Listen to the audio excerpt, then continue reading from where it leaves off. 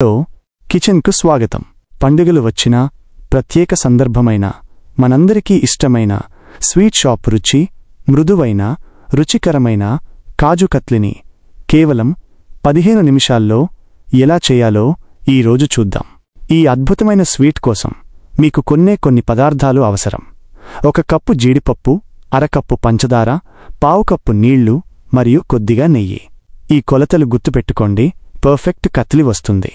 ముందుగా మన ముఖ్యమైన పని కాజు పౌడర్ను సిద్ధం చేయడం. జీడిపప్పును పొడి చేయడం చాలా ముఖ్యం. దాని మిక్సీలో వేసి పప్పు నూనె విడుదల చేయకుండా ఉండేందుకు షార్ట్ పల్స్లలో మాత్రమే గ్రైండ్ చేయాలి. ఆ తరువాత ఈ పొడిని జల్లెడ పట్టుకుని మెత్తని పౌడర్ను మాత్రమే ఉపయోగించాలి. అప్పుడే కత్లి స్వీట్ షాప్ స్టైల్లో మృదువుగా వస్తుంది. ఇప్పుడు పాకం తయారు చేద్దాం. పాన్లో పంచదార, నీళ్లు కలిపి మీడియం మంటపై వేడి చేయండి. పంచదార పూర్తిగా కరిగి పాకం ఉడకడం మొదలవుతుంది. ఈ సమయంలో మనం ఒక తీగ పాకం వచ్చే వరకు ఉడికించాలి. పాకం కొద్దిగా తీసుకుని వేళ్ల మధ్య నలిపితే ఒక తీగలాగా తెగకుండా రావాలి. ఇది చాలా ముఖ్యమైన టిప్. తీగపాకం రాగానే మంటను పూర్తిగా తగ్గించి జల్లించిన కాజు పౌడర్ను వేయండి. ఉండలు కట్టకుండా గట్టిగా వేగంగా కలుపుతూ ఉండాలి. కొద్దిసేపటికే ఈ మిశ్రమం గట్టిపడటం మొదలవుతుంది.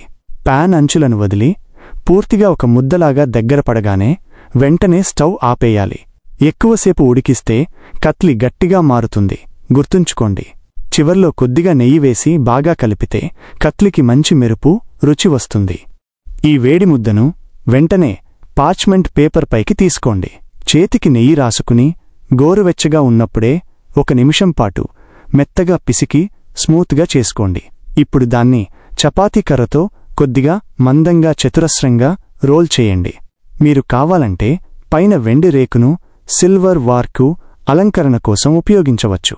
ఇక చివరగా పదునైన కత్తితో కాజు కత్లిని వజ్రాకారపు డైమండ్ ముక్కలుగా కట్ చేయండి.